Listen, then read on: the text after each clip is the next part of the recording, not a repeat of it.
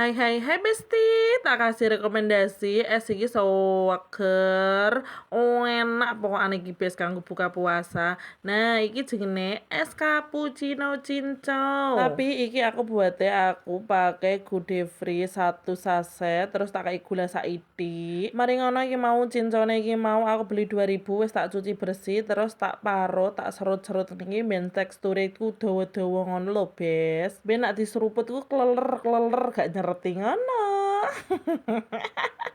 Lanjut. Nah, iki mau kan gudine iki mau tak seduh nganggo banyu panas ya, bes. Setelah iku mau tak diamno sedelok sandok adem, terus dimasukno cinco sing wis kita parut apa kita serut tadi. Terus lanjut setelah iki mau cinco sing wis tak parut iki mau tak masukne ning gone seduhan gude sing wis tak seduh nganggo banyu panas. Lanjut iki tak kei es batu ben seger nah diseruput bes. Oh diaduk-aduk. Seger bes.